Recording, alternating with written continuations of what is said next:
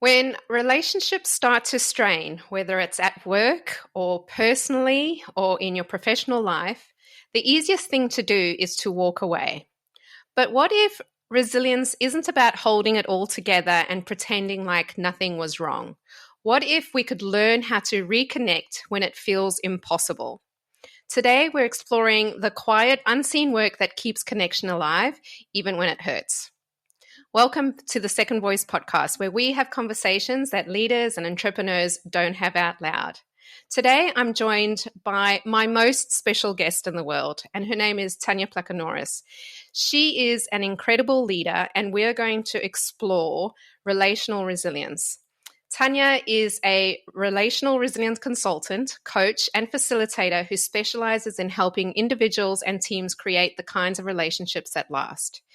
Relational resilience is the ability to build connections that withstand stress and recover from setbacks and grow steady over a period of time. Tanya has a background in, spanning hospitality and ecotourism, youth development, and community projects across multiple countries, and she's led diverse teams and guided people through high-pressure, high-stake environments. She's known for creating relationships with respect. And I can attest to that because not only is Tanya my business partner with Whisper and Thread, an associate consultant in my consulting practice, Vermelho, but she's also my sister. And I know the kind of relationships that Tanya builds on a day-to-day basis. And I have huge respect for what she does. And I can't wait for you all to hear her speak because she is one passionate lady. And I love her so much, but I know that you are going to love everything that she has to say. So, Tanya, thank you so much for joining me. I am so happy that you're part of my podcast. And part of your life. And part of my life forever and ever. Hello. Oh, well, look, I did give a little bit of a bio about you, and I want you to start with telling us a little bit about your background and how did you end up doing the work that you do now? Right. So where do I even start? Gosh, I did like everyone, went through school, not really understanding or knowing where my passion lied or, where I wanted to be. But I went through school, not really, finding a spot to shine. But leaving high school, I went into university, completing a nature conservation course because my love for animals, with the rest of us in the family, as you know, my sister, was a big thing in our lives. And my love for horses, my love for dogs, for outside life took me into nature conservation. And I had it easy because at the time my boyfriend, Ryan, did the course with me, and 30 years down the line, he's my husband. And so we did a nature conservation course and got married and traveled to Kenya on honeymoon. We took a 3-month holiday and thinking that we were going to do nature conservation in Kenya, which we did for a little while. We did children's educational programs through conservation.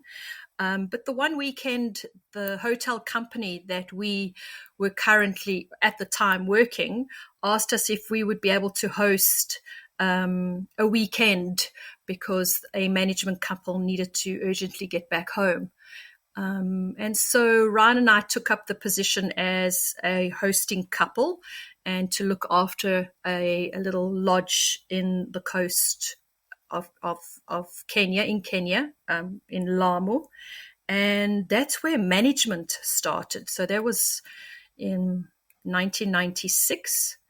And that's when I started to find this burning desire to be a manager, but not just a camp manager or a lodge manager, but a manager with heart and a manager using my head and my heart and my hands to create an environment not only that was wonderful for me, but the people around me. And so Ryan and I started our management journey right up until 2021, running hotels and running small teams in small boutique hotels. Amazing. And then, then moving to Portugal and starting all over again, which then taught me that you can pivot at any time you want. There's no limits to what you want to do with your life. And so currently now we found ourselves running a small little 2-man business in restoration projects, and so not really leading teams, but certainly leading ourselves into a whole new world of construction. Mm-hmm. Amazing. And on top of that, you're also the co-founder of our business, Whisper and Thread. And this podcast is all about self-talk because we're passionate about self-talk. But I want you to share a little bit about why we started Whisper and Thread. And it relates a lot to this podcast too. But tell me more about Whisper and Thread and the self-talk that's part of that brand. So it all started with you and I. We chat nearly every day, and I'm a mom of 2 girls and you're a mom of 1 beautiful girl, and we often would chat about the world out there and the challenges that not only us meet but our babies. And I mentioned to you that, our love language, or my love language, were words of affirmation. And I said, wouldn't it just be wonderful if the kids could wear our affirmations to them on a daily basis, and that it would be just a small daily reminder on how great they are, and the love that we have for them could just be a little whisper or a little note saying, you've got this for the day. And the most beautiful idea came about, where words of affirmation you could wear on a daily basis, and Whisper and Thread came through. And so, with your amazing help, we have created this amazing brand that talks to not only yourself, the person that's giving the affirmation, to the person you love, but allowing the person that you're giving the affirmation to wear it, to think about it on a daily basis. And so, that's where Whisper and Thread came about, with your affirming my love, your love to me, and me affirming my love to you. Whisper and Thread. It was it. And now it's award-winning. And now it's an award-winning brand. And it's actually a really fun brand. And it's the crazy, kooky entrepreneurship journey that we've started with that, and the ups and downs with it. And I know that you and I have had to tackle each other's self-talk with that a lot. There have been days when you've been spurring me on and saying, no, sister, like, we've got to keep going. And there's been days when I'm like, no, we've got this. We're going to make it happen. And it's been a really enlightening journey, I think, and a huge learning journey for both of us, hasn't it? Yeah, for sure. It's been like, when it comes to self-talk, how you perceive yourself, yourself is the mirror that you're wanting to portray out to the rest of the world. And if you don't have a healthy mind, your heart won't beat bravely to feel what's out there, and then your resilience to the world and the challenges that it gives you starts to crumble. So Whisper and Thread, that's how important it is to me and to you, about and for our children, because we create this beautiful environment for our families inside our homes, inside our arms, but they go out and then they start having all these negative talk and around them. They just have to stand firm. And so self-talk is, to me, is one of the most important aspects that you have to master in the world today. So tell me about your self-talk then. I mean, you've had this amazing journey, and I remember you going through that journey and going to Kenya, and you were there for so long, and I really missed you while you were gone. And you came back a changed person, but in such a good way, a more confident person. But tell me about your self-talk through all of that. I know you mentioned, you came out of school, you weren't sure what you were going to do. And I know that there were times in school also that you lost some of your confidence. Like, what was some of the self-talk that you've had to challenge through your journey? Because I think you've even like undersold yourself. I'm your sister, so I can talk you up, because my sister has been the general manager of some pretty amazing hospitality venues, and I'm talking, she's met some pretty high up and amazing people, and I'm not going to tell that story for her, but she's damn good at what she does, and she's damn good at creating relationships with her teams and with and stakeholders all around her. So I want to know, Tanya, like, what's the self-talk that goes in your head? Because you don't talk yourself up. And I want to know, like, what's going on in you when other people can see the greatness in you and you aren't speaking that greatness necessarily. Yeah, that's a good one, my sister, because, growing up with a brother and a sister that naturally portrayed confidence, had the most beautiful, I've always battled with the command of a language, my English. I was told at school that I wasn't the sharpest tool in the shed. I had to really work hard for my marks. They didn't come naturally to me. So I always felt that I was trudging through mud because of me being Tanya. And then going to high school, naturally teachers, there are good teachers and not so great teachers. And so I had teachers telling me that I was the black sheep of the family because I couldn't sing, I couldn't perform, on stage like most of my family. I wasn't that great in school sport because I put all my love and my energy into horse riding, and it wasn't a school sport at the time. The competition was heavy. I wasn't that good looking or attractive, pretty, because I had a unique style. I still today have a very unique style. And so I wasn't that feminine in school. And so, I remember one of my brother's friends telling, she's like an ugly duckling that will turn into a swan one day. And that caught my attention. I was thinking, hey, I am going to become a swan, but I'm a little bit impatient. But it did come. But it only came once I started to believe that it was going to come, that I was going to become a swan, that I am a swan. And so that self-talk had to start with me. And so,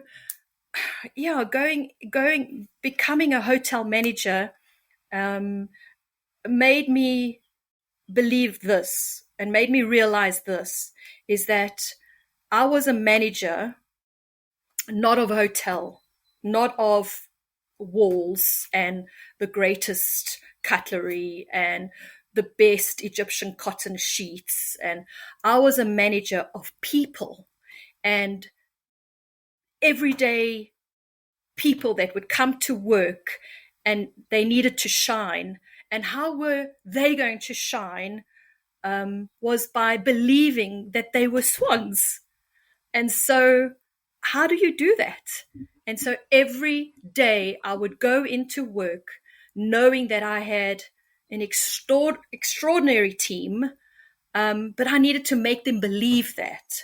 And so how did I start making them believe that they were swans? And I started believing in them. That comes natural to me. Yeah, it does come natural to you. And I remember when you became a swan. Well, in my mind, the time that you became a swan to me, where I saw your confidence. My sister entered a beauty pageant as part of her uni, and and she my sister came out on the stage in this amazing dress that was, kind of revealing just enough, but totally enclosed, but just reveal. It was see through. And I remember she walked onto the stage, and my sister is older than me, so I was still quite young. But the whole room just went silent and went, oh, and she looked stunning. But what was most stunning wasn't the dress, it wasn't how she looked, but it was actually the way she carried herself and her confidence walking onto that stage. And I was in that moment just entranced with my sister. And I knew that I wanted to have the poise of my sister from that day. Like, I wanted to be like my sister. And I've never told you that. Like, you shone so much in that moment that I was like, I want to have that confidence one day. And it's funny because you sit there going, oh, I needed my sister's confidence. But meanwhile, your sister was modeling herself off of you, It's weird because, I often speak about entering that beauty competition. Are we allowed to swear on this podcast? Yeah, I guess so. No, I was shit scared. I was so scared to enter that beauty competition. But that, I think, is what resilience is all about, is actually taking that fear and start molding it to something that you want it to become. And so learning a skill, being out of your comfort zone. Louisa, I was so scared entering that beauty competition because I didn't know how to use high heels.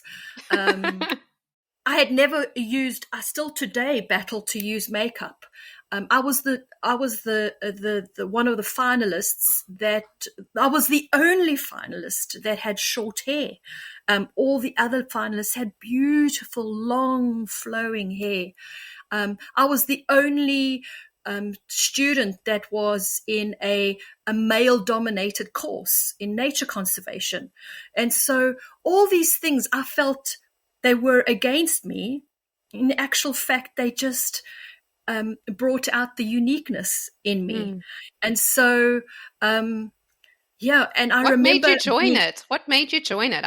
I'm interested. I've never asked you that question. Why did you even join the pageant? Because I wanted to prove myself that I could walk in high heels. I see.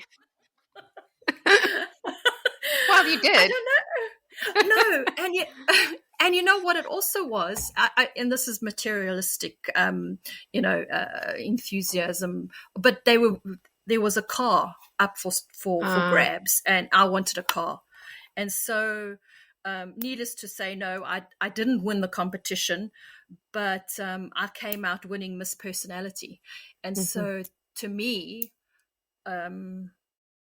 There was just such a big confidence boost because I wear my heart on my sleeve. What you see is what you get with me. And so I realized that it's okay to be Tanya. Yeah. And how do I teach people to be okay with who they are? Is just to be who you are. And Tanya, you are still Miss Personality. Because I promise you that personality of yours is a magnet. And I want to delve more into that today, because I know that that's what you bring to your consulting and your coaching, and how you can use what is it about you that makes you a magnet? What makes you Miss Personality? I love that you talk about getting your team to believe in themselves. So let's delve into that. Like, what is relational resilience? What does that mean? How do you do that? What is the Miss Personality about you that you are helping others find in themselves? To answer probably too many questions in there. There's lots of questions in there. Pick one. I think you should not be afraid, or you can't be afraid to bring heart to the boardroom. Heart surpasses head for me when it comes to leadership. And if you can bring a boardroom together, if you can bring a team in together, knowing very well that fear is part of your daily life, ambition is part of your daily life, disappointment is part of your daily life, but what brings everything together is gratitude. And so if you're able just to make sure that your mind looks for gratitude in the simplest of things every single day, and I'm saying every single day, you will then make sure that you live in hope. And so I think that's me, is that I wake up every single day and I don't see today as what it is, but what it could become. I really do that. Every single day I wake up and think, hang on, this day can become the best day of my life. And so how do I do that with the rest of the people that live with me? I tell them that.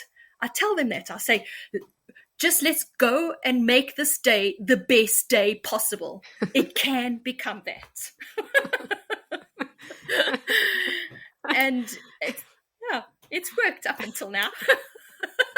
I love that for the first time ever with a podcast guest, I can attest to what they're saying and say, yep, what she's saying is accurate, because I've witnessed her doing these things. It's so good. I'm like, yep, that's accurate. That's Tanya. Yeah, I love that about you. You are very optimistic, but realistically optimistic too. You're not blind optimism. You are optimistic in a realistic way.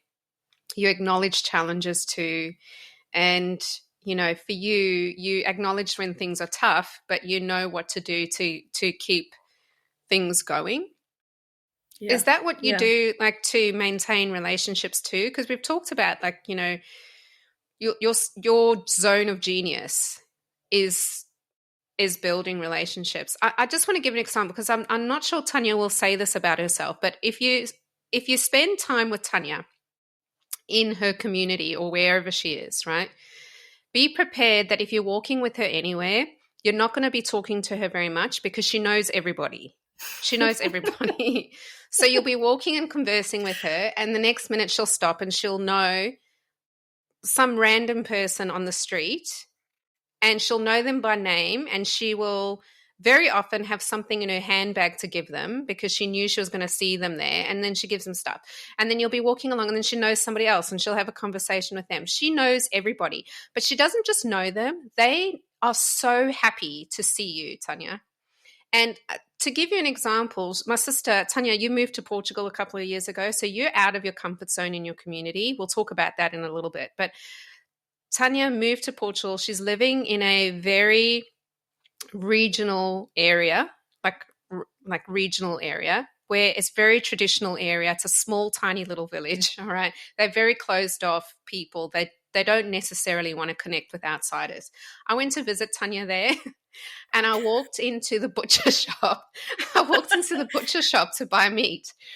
And, I'm talking to them in Portuguese, and I didn't tell them who my sister was, but they recognized that we look similar, and they straight away asked me, "Oh, you're Tanya's sister." And I'm like, "Yes, how do you know?" "Oh, yeah, I can see you're Tanya's sister." And then they proceeded to tell me everything that they love about Tanya.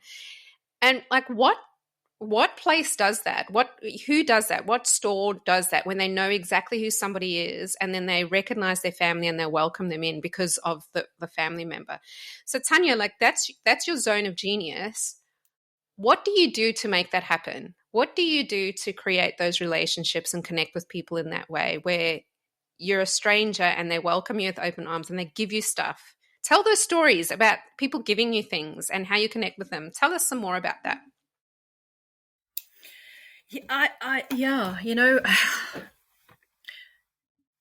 I say this all the time. People often ask you what your superpower is. And my superpower is I attract good people to me.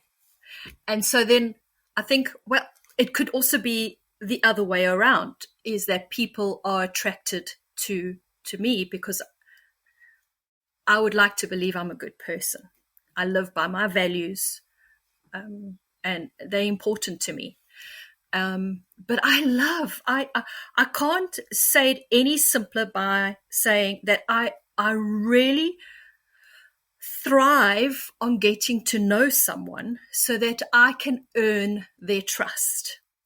I am the happiest when I know that this person who knows me can trust me, because then I'm a good person.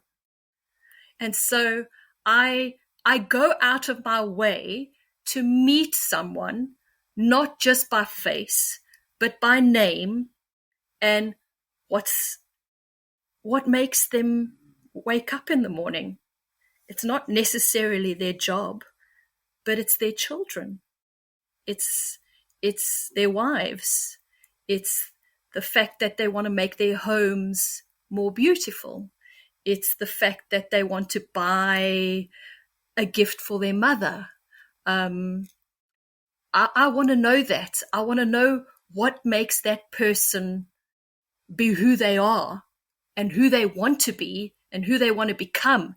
And if the universe has made my life cross a path with their life, it means I need to make it worth it. And I need to make it worth it for them as well as me. And so I need to earn their trust. And how do you earn people's trust? Is, how are you feeling today? And listen. How's your mother? What's your mother's name? Where did your mom live? Do you like pets? Do you have dogs? Are you afraid of them? What's your favorite meal? And then the conversation just blows up. And you made that person feel needed. And to me, when somebody needs me, it's the best feeling in the world. Yeah, that's so true. It's so true. And that is exactly what you do. You know details of people's life, and it's amazing. And, that reminds me of, I don't know if you've heard it recently, you may have, well, may not have, but, Brene Brown, she did that famous TED Talk about shame. I don't know, but she was recently on a Diary of a CEO podcast, and she talks about putting marbles in a jar to build trust. And that is what you do. The marbles are questions like remembering details about somebody's life. And when you do that, you put a marble in the jar. And when you filled that jar up with marbles, you've got trust from them. And I think when I heard her talking about that, I thought of you straight away, because you do that effortlessly. You don't even have to think about it. And I love that that's the example you gave of what you do, because you do. And you remember such random things about people. It makes me giggle. And at the same time, I'm in awe of it, because you do it so well. You do it so well. And is that what you did with your teams when you were leading lots of teams? Yeah. So, you have your morning briefings, and morning briefings at the hotel is, preparing the day's list, the guest list, your guests that are arriving, the guests that are leaving, what rooms need attention. And, it's all the mundane of running a business. But what I used to do the last minute was of the briefing, regardless who was waiting outside. We did this, is that I would come up with a random question, and everybody around the room needed to answer it. Initially, I had a bit of resistance, because, we all deal with different personality types, and some are, some people are private, others too much information. I'm one of those people. And so, but it was okay, because it started creating this family in the business feel. So I didn't necessarily want to know, the real intimate part of your life, because quite frankly, only Ryan, my husband, knows the intimate part of Tanya. But, in order to create trust, you needed to know a little bit more below the skin surface. So I would come up with questions like, anybody willing to share their dream last night? And the first day, not many people said anything. The second day, I would ask the same question, and one person would put up and said, yeah, I actually dreamt about this and this and this. And then people started to understand that we could actually converse outside of business talk. And we started forming relationship outside of business hours talk. So if I had to say, if I remember one of my staff members, Pumlisa, who was a housekeeper, and if I didn't identify her as the housekeeper, but as Pumlisa, who had 2 children and a mom that lived with her, that looked after her kids while she worked, I started to know that, or understand more than her skill. I started to know more what was in her heart and in her head, and not just her hands, right?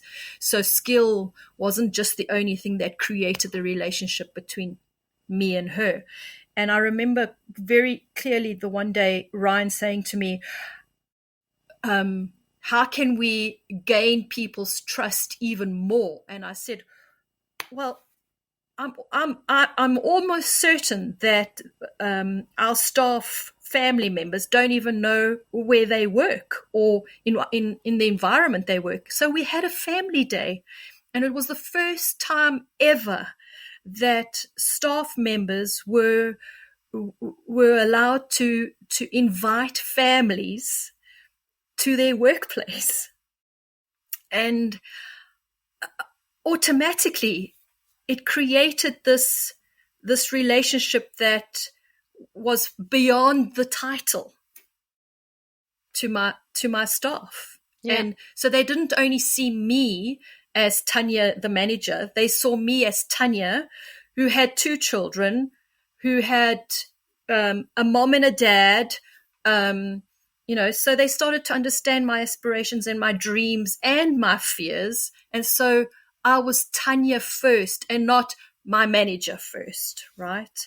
Yeah, it makes complete sense. And I love that, because I think what you're appealing to is the humanity of your team, and the humanity in yourself as a leader too.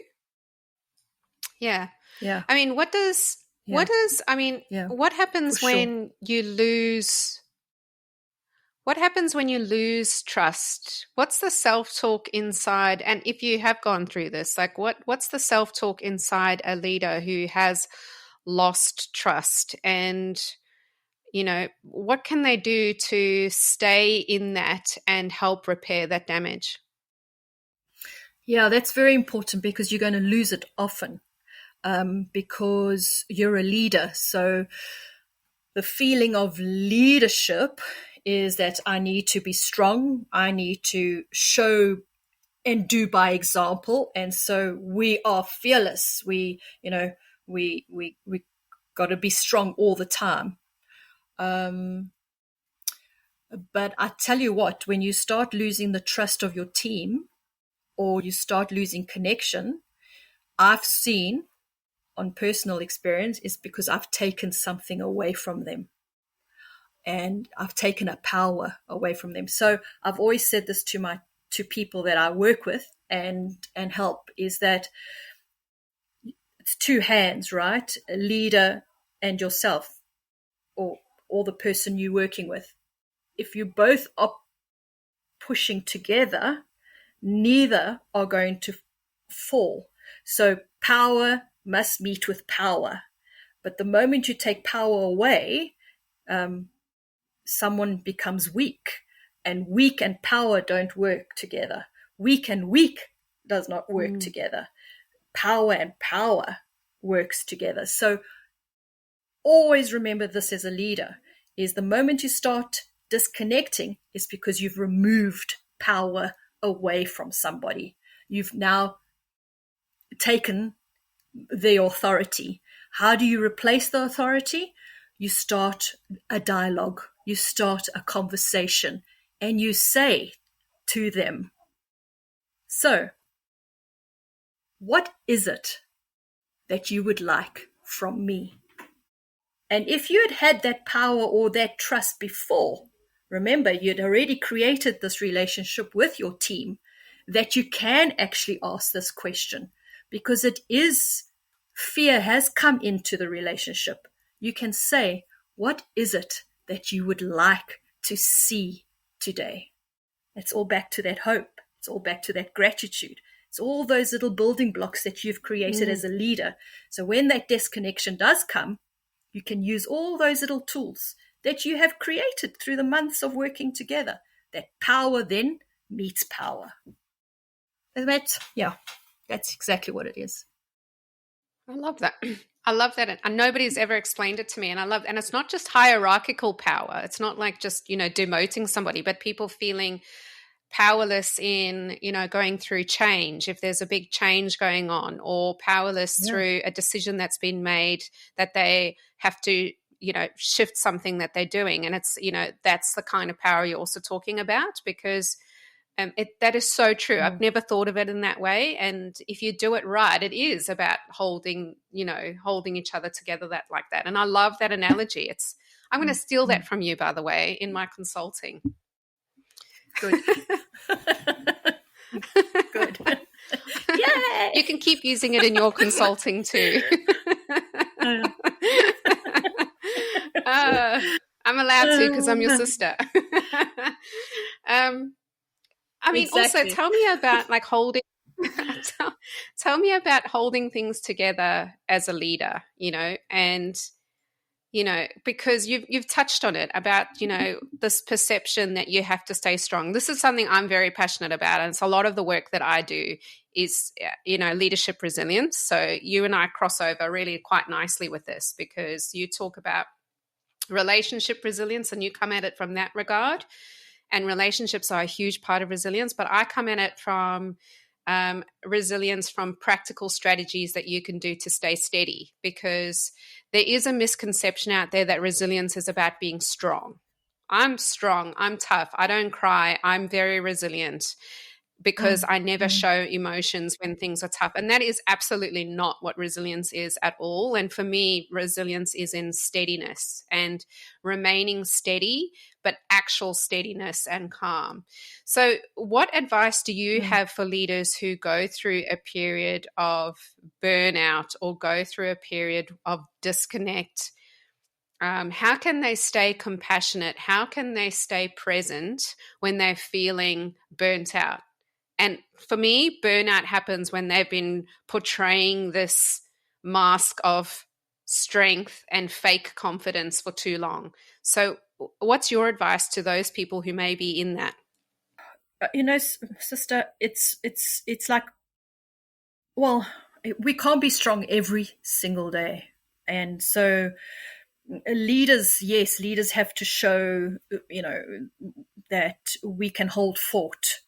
But we can't hold fort alone. That's why an army, it's an army of people.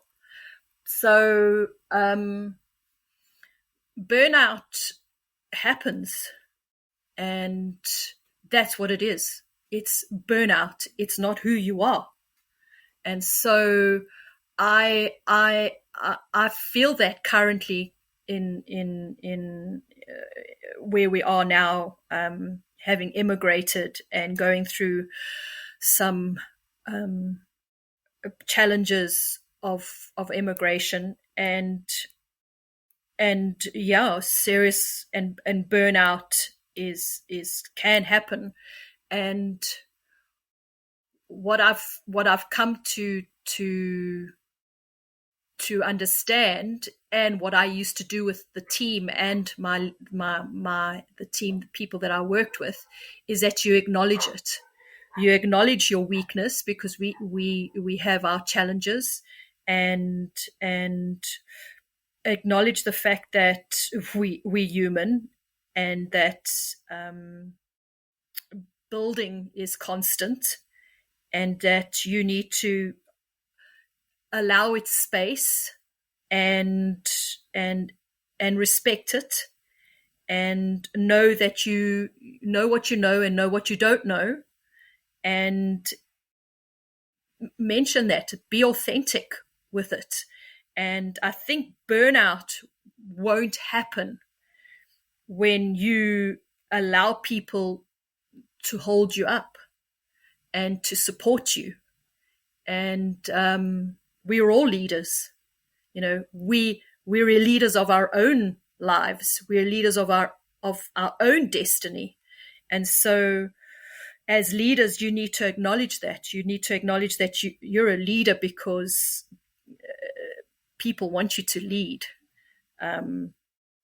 But you can only lead when they give you the baton to lead. And so now and again, you have to pass on the baton and say, I need help. And help could be, I need to rest. An hour a day, like you had mentioned a few weeks back. I enjoyed your conversation where you say, no, there's an hour a day where it belongs to no one but yourself, so that you can regroup and discipline yourself and your time, and honor that time that you need yourself, to make sure that you don't allow those challenges to override your overall person that you are. I think I agree. Like that support is going to help you through that. It's 100%. But what's the self-talk of somebody, because I know this about you, that struggles with the notion of, I don't want to be a burden? Yeah. My self-talk to myself is believe what has been honored to you. Believe it. So when someone says to you, Tans, you've got this, believe it. If someone has honored you that time to tell you that, believe it. So my self-talk to myself is that when someone says to me, you're a good person, I have to say to myself, believe it, Tanya. Believe it. I am a good person. That is so powerful. It really is. And it just reminds me of a conversation I had with somebody else on this podcast, one of my other guests, and she was saying to me how she's had to learn in her journey to get help and to rely on the help. And it's something that she had to work really hard on, to allow people to help her in her leadership journey and not to try to do it all on her own and not to be honest by herself, and how difficult that is sometimes as leaders to do that. And I've been through that struggle too as a leader, of showing the vulnerability of needing help sometimes, right? And I think there's this misconception that you have to have it all together, because if you don't, you're not good, And I just don't think it's realistic for us all to have it all together all the time. It's not. And we can't be afraid to say that sometimes, and then also accept the help. Yeah. It's impossible, my sister. You know that I am a deep faith person. You know that, my faith makes me believe that there is a higher power and that God is there for me, and that, what I'm trying to say is that hardships are on this earth, and we know why. And you can't go through life thinking that life is just about rainbows and puppies. It's not. And so you got to believe in yourself and the resilience of knowing that fear is going to be there all the time, but you can overcome that fear, because it's okay to be not okay, because it's not going to be like that all the time. Moving to Portugal has taught me that life can be very unpredictable, and that never say never. And it's taught me how amazing the human being can be if you allow it to take its course or its run. I cannot believe what I have managed to do in the last 3 years of us living here in Portugal, and sitting back and thinking that Ryan and I and our whole family of 10, 11 plus 1, the dog, have managed to create a new life for us here with very, very little. And the resilience that it's teaching my children, and it has not come easy, especially for my youngest, for Ray, for little Ray. It just shows me that we are really strong humans,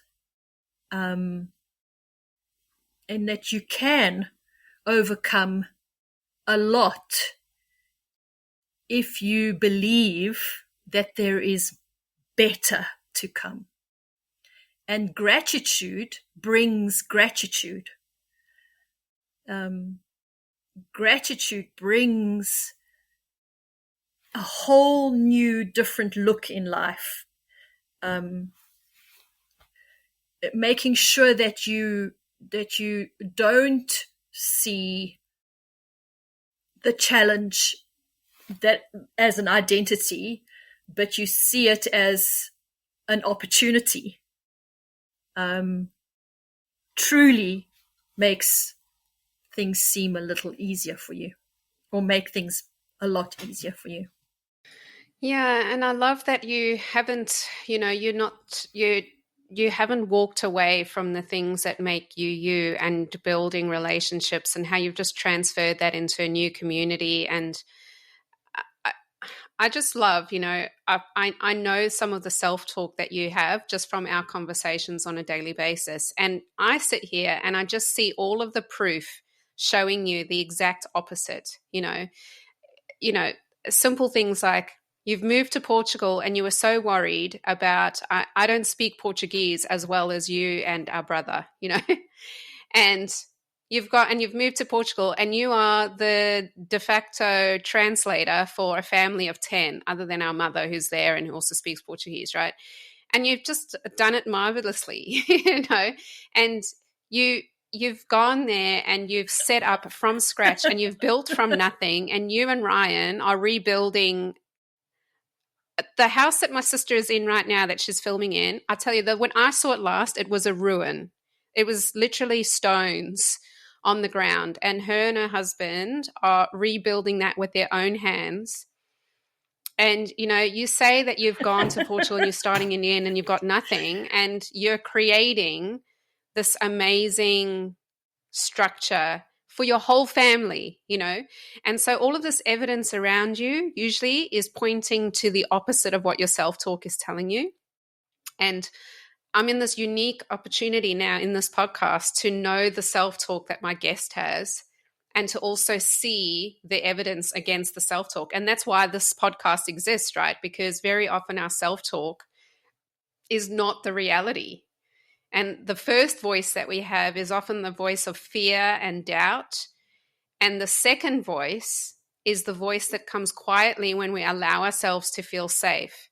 And I know in this conversation, in the conversation that you and I have, tons, like that's when you and I feel safe, because we're talking to somebody that we still feel safe with. And then that allows our second voice, the voice that tells us it's okay, we will be fine. That's why we feel so rejuvenated after those conversations, because it allows that second voice that calms the doubt to come out, right? And shows us that there's this other side. And, Yeah. I love that you've shown that. For sure. We always talk about the two voices in your head. And so I love this podcast that you're saying, the second voice. There's that loud voice, the self-talk, that's the negative self-talk. Oh, it's not going to happen, blah, blah, blah. And then there's that little whisper in the back. Yes, I can. It's that little train. I know I can. I know I can. Yes, I can. And it's up to us to make that the loud voice. And yes, there's always going to be that negativity in us. And probably the one thing that we as leaders or people that have, us as self-talk is get somebody to remind you to turn down that negative talk. And with me, it's you. So if I have that, if I have that knob, that volume knob of that negative self-talk coming, I know straight away, to call you or to send you a message. So that's also important to tell people, sister, is that you need to find that somebody that you can just help me turn down the volume. Then that's with leaders too. You find that somebody to confide in.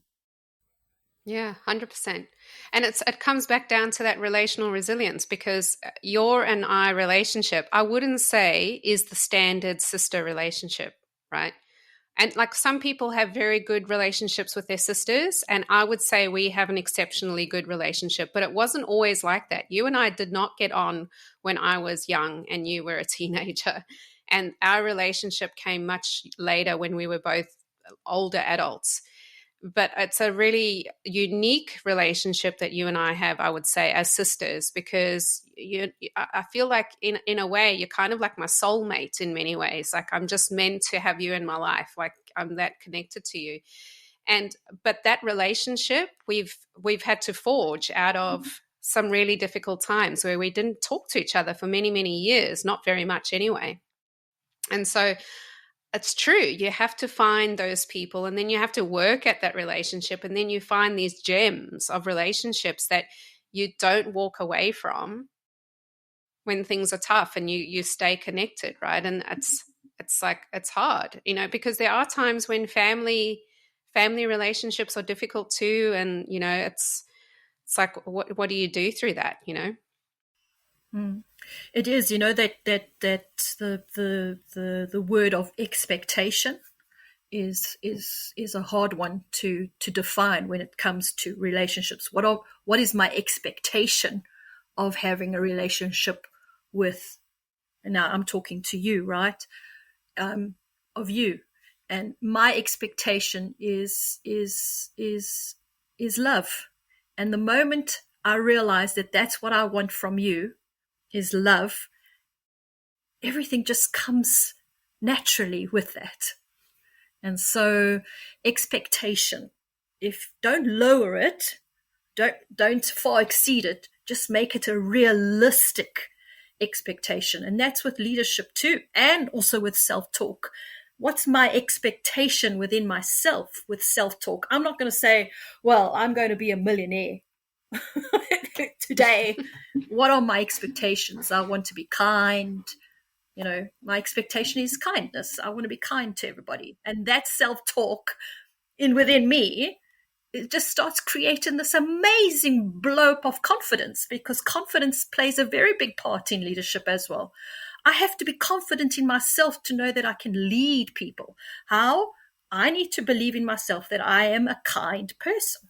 And so so it all just comes together, and it's just this intricate part of understanding what your values are and what do you expect from them. Oh, Tans, you are just showing all of you just talk all of the parts of resilience that I talk about all the time, knowing your values, and also, the way you demonstrate how you see the world. You don't let the negative aspects cloud over and define what the world looks like for you. You allow yourself to see the positive stuff. These are all, and like social connection is a huge part of resilience building. All of these things that you do naturally and that you talk about and that you build into your relational resilience stuff is out there, well documented research around what builds resilience in people. And I absolutely just love that you embody it on a day-to-day basis. And I know that you wouldn't call yourself a strong person, but I know that you are a resilient person, and you do so with such humility and grace, and you do so with such amazing connection to people. You're incredible. But look, we've been talking for an hour now, and I could talk. I mean, you're my sister. I could talk to you all day. So, but I'm going to have to call it quits there. Is there a final tip that you can give people listening around self-talk or relational resilience? Anything at all? What tip can you give listeners? Gosh, that's a hard one for me because it changes. It really does, because circumstances change. So a different Tanya is required. A compassion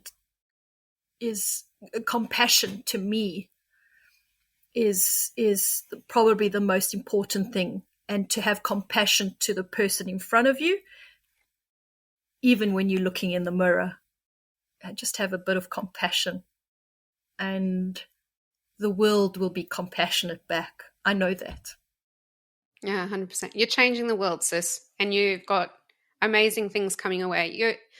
You're running 2 businesses yourself, consulting with me with Vermelho. You're amazing, and I just know that you're going to go fast. Where can people get a hold of you? You do work in relational resilience. You work with leaders. You work with leaders and teams individually and coaching, I believe. Where can they get hold of you, and how can they get in touch, and what can they get in touch with you for? Right. So, yeah, on all the social media platforms through Vermelho. So you can get onto the website, you go on Instagram, also through our Whisper and Thread Facebook and Instagram accounts. You can also connect with me there. I'm also on LinkedIn. And so you can just probably the safest and viable way is through the Vermelho website, just to connect with me there. Also, just go and have a look at Vermelho's account. With I post some videos on my daily afternoon walks, which I absolutely love, and it's just there where I actually, in my very authentic way, because try and explain what leadership's all about through nature. Nature's a beautiful thing to teach some very valuable life lessons, and so go there. And I'm sure you, Luisa, will add all the information that is required if people want to touch base with me. Specifically, I would love to work with new leaders and just give, not to hand out such a thing, but it's a holding hand service that I would love to have with all of you. Well, sister, it's been an absolute pleasure having you on this podcast. Thank you for making time out of your busy day, renovating your house and running your business and Whisper and Thread stuff and Vermelho stuff. I know that your days are busy and family things, so I really appreciate you making time for this. And if you want to connect with Tanya, please do. I'll put all of the links in the show notes of this show. You will not regret working with Tanya, because she will make as good a relationship with you as I see her making with everybody, and I know that you'll have a wonderful time doing it. So thank you, Tanya. If you're listening now, what I have taken out of this podcast today is that self-talk comes with a little bit of facing your self-talk with courage, and building relationships also takes courage. and also seeing the humanity in your teams and in the humanity in the people around you, and also the humanity in yourself. So I'm sure you've enjoyed this podcast as much as I have. What a treat to be speaking to my sister, who is just a gun in everything she does too. And I know that you will appreciate hearing today. So thanks, sister. I'll talk to you soon. Lots of love. Lots of love. To everyone else, thanks for joining us on the Second Voice podcast. We'll see you soon. Take care.